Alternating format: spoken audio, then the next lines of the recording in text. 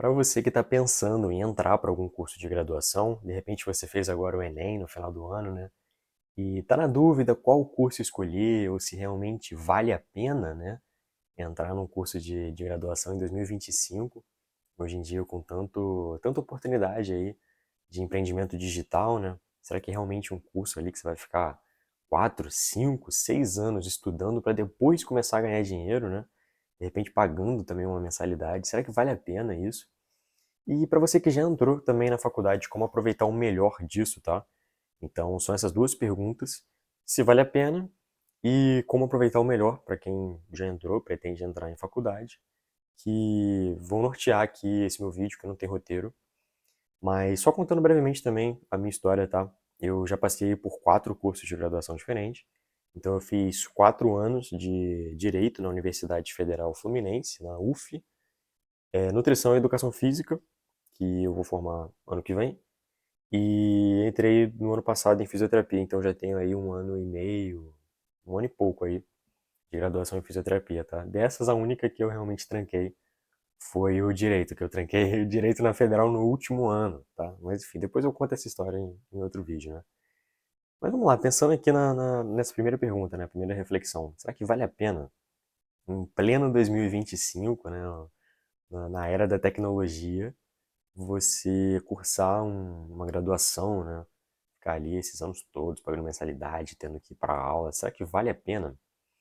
Bom, depende. Tem alguns cursos em que você precisa concluir eles, né, para você ter um credenciamento para poder atuar em determinada área. O que isso significa? Se você entrar numa faculdade, sei lá, de design, não estou desmerecendo nenhum curso aqui, tá? É só para realmente para uma questão de ilustração mesmo, de exemplo. Você não precisa se formar para trabalhar como um designer.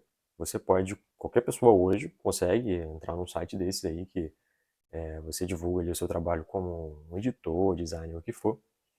E você já consegue começar a trabalhar hoje, tá? Você não precisa nem entrar numa faculdade de design para trabalhar. É claro que deve ter algumas outras, né, oportunidades específicas, tá? Eu quero trabalhar fazendo um filme da Pixar, sei lá. Aí realmente pode ser que vale a pena, casos muito específicos, né? Mas a faculdade tem esse grande diferencial, essa grande possibilidade de te dar credenciamento para determinadas atividades. Então você não precisa ser formado em, sei lá, em jornalismo para você escrever, criar um blog, né, sei lá, em marketing para você vender curso na internet, mas você precisa ser formado em nutrição para atender como nutricionista, né? Então a faculdade ela vai ser muito importante se o trabalho em que você busca realizar ele exigir algum tipo de credenciamento, ok? Então, para muitos casos, a faculdade não vai ser sobre ir para a aula e aprender. Em alguns casos vai, tá? Se você estuda numa faculdade muito boa, faz um curso, né, reconhecido, né, sei lá, estuda na USP, por exemplo, você vai aprender muita coisa mesmo. Para outros casos, vai servir muito para você ter prática. Então, se você vai cursar uma faculdade de medicina, você precisa ter aquele convívio de hospital, de passar aqui, ali pelo internato, né, de ver o dia a dia, acompanhar a cirurgia. Então, assim, óbvio, e também você não consegue atuar, né, não sendo formado, não tendo um CRM. Mas, em outros casos, realmente tem que pensar bem se vale a pena, entendeu? Porque você consegue aprender muito mais fora da faculdade do que dentro. Muitos inúmeros casos, tá? Então, o que que eu fiz, por exemplo? Eu percebi que a graduação, principalmente ali de educação física e fisioterapia, elas são muito abaixo do que você tem de ali, né, técnicas mais atualizadas, parte ali mais aprofundada de estudo, de conhecimento. Então, para mim, o que que eu pensei? Vale mais a pena eu fazer uma graduação EAD, em que eu não vou precisar ter que ir para a faculdade, ter que fazer muitos ali trabalhos, eu vou, né, ter mais flexibilidade de horário, e vou dar prioridade a estudar fora da faculdade. Porque se eu for depender do que vão me passar, do que me passariam mesmo numa graduação presencial, eu vou estar sempre atrás, eu vou estar sempre desatualizado, eu vou estar sempre, né, sendo limitado pelo conhecimento passado ali pela instituição, né, que é muito...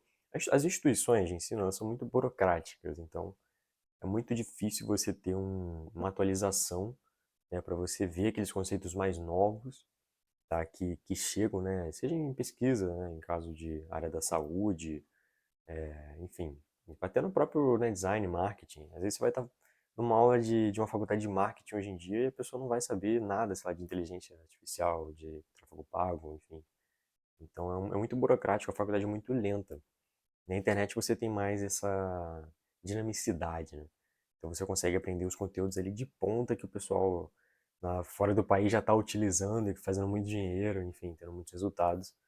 E aqui demora para chegar, né, as coisas. Então, em alguns casos vale a pena você fazer como eu fiz, entrar em uma graduação EAD para ter o credenciamento para você poder atuar na área em que você gosta e deixar para focar os seus estudos por fora da faculdade. E, obviamente, falando em estudo, né? Esse meu perfil eu trago várias dicas baseadas em evidência científica de como você pode estudar, né, por menos tempo e ter um melhor aprendizado, uma memorização mais eficiente. Então, se você se interessa por isso e quer otimizar o seu tempo, né, durante a sua graduação, assiste os vídeos aqui, se inscreve e acompanha no canal, beleza? Bom, então a gente chegou na seguinte conclusão.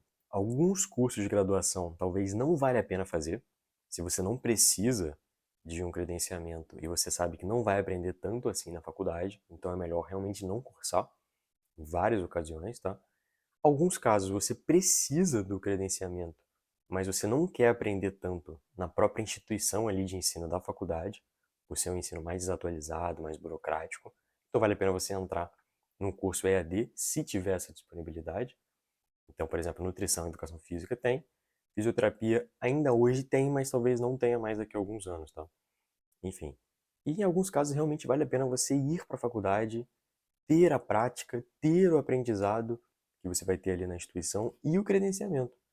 Então, como eu citei, né? Pô, quero fazer uma faculdade, sei lá, direito, medicina, numa instituição reconhecida, né? Aí realmente vale a pena. Você precisa ser formado para atuar, você vai aprender bastante, tá?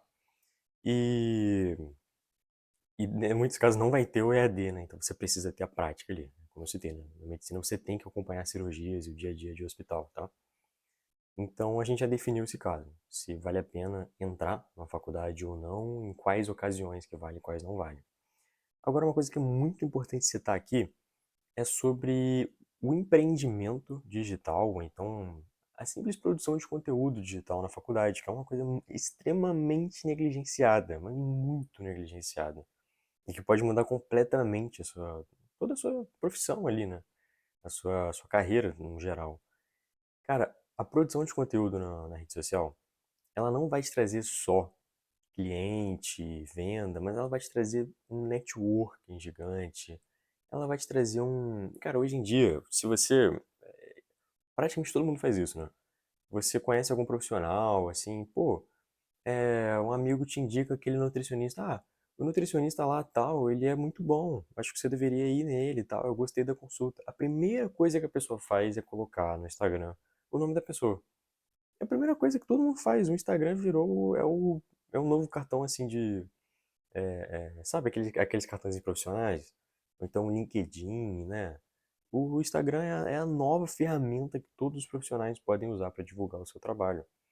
Então, assim, tenha, se você, né, tiver essa disponibilidade de tempo e quiser aparecer e tal, tenha algum tipo de produção de conteúdo.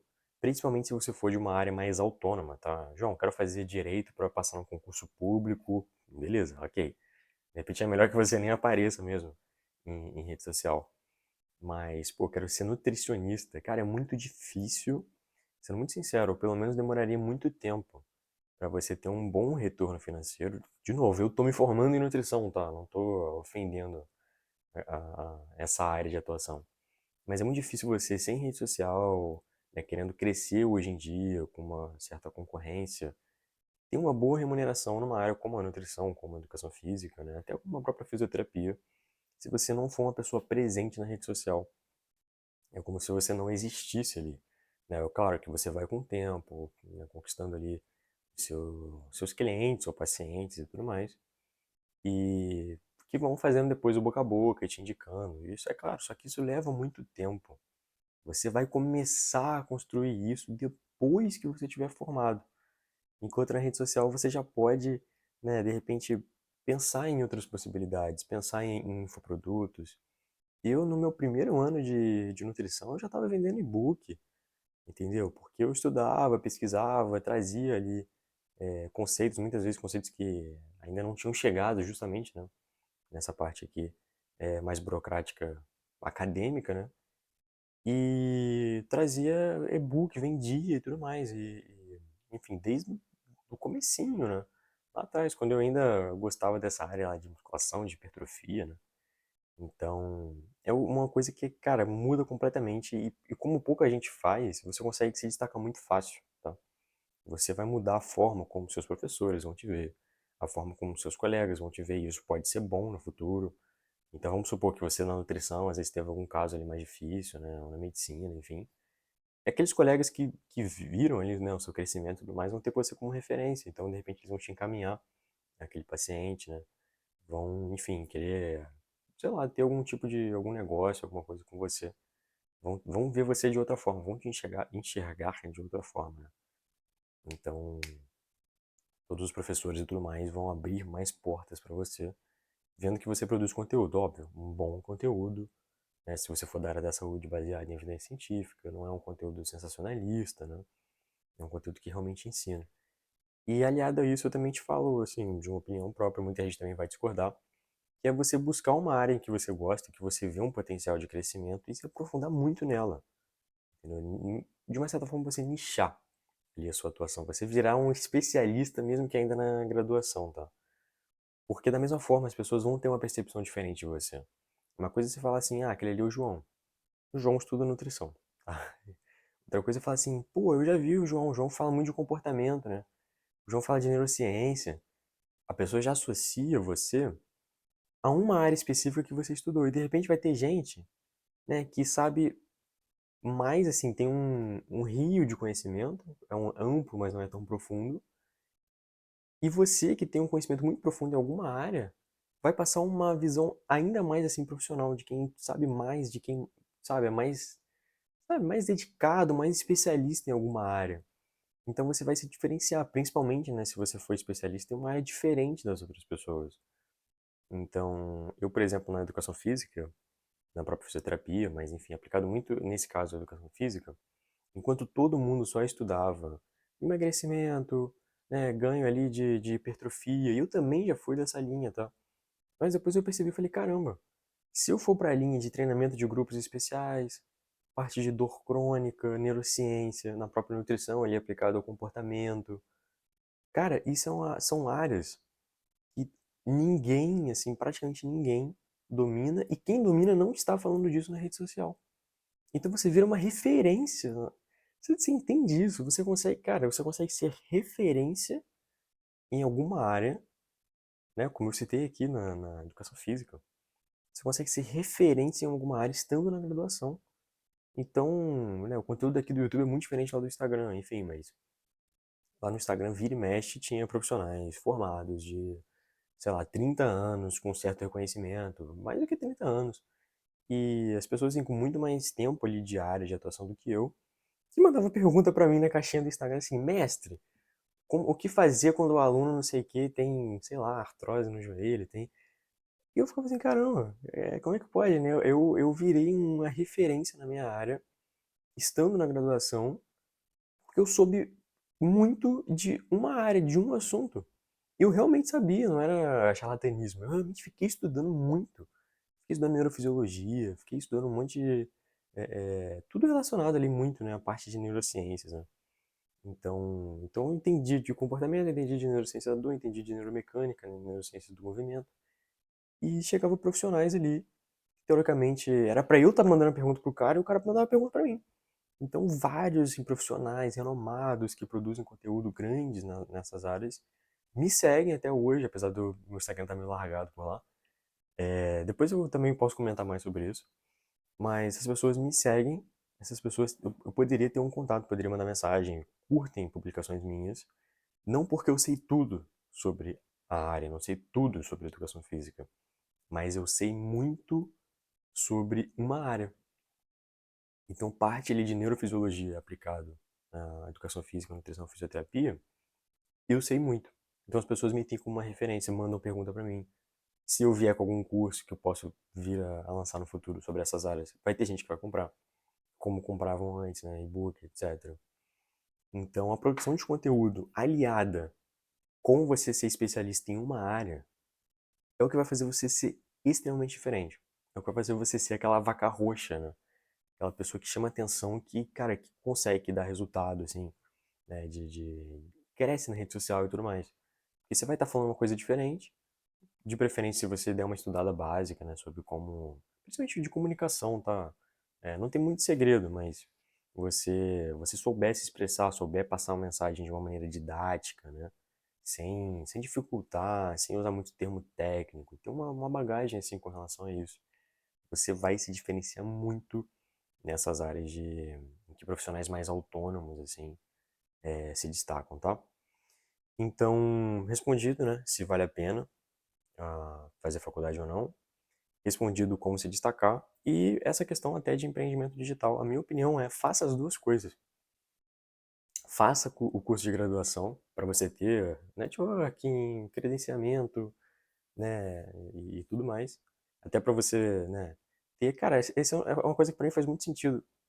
Fazer conteúdo, produzir conteúdo na rede social é um negócio extremamente, um ROI, né, um retorno sobre investimento muito alto. Vale muito a pena produzir conteúdo na rede social. Você tem a oportunidade de, né, vender um infoproduto, vender seu serviço, ter algum patrocínio, por exemplo. Você tem várias áreas, aqui no YouTube tem monetização, TikTok também.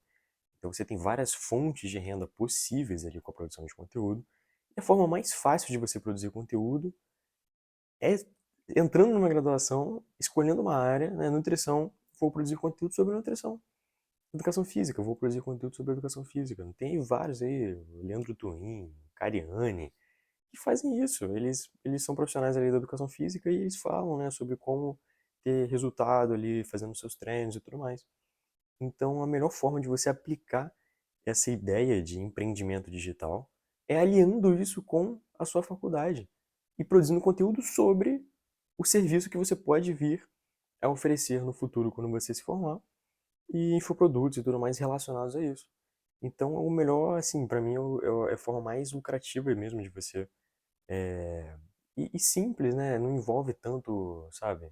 Você pensar muito fora da caixa. Não, você tem que ter um bom conteúdo sobre aquele assunto, você fala sobre ele na internet, depois você oferece um negócio, você tem um curso, um acompanhamento, uma mentoria, ou o seu próprio serviço, como, enfim, qualquer área que você decidir ali.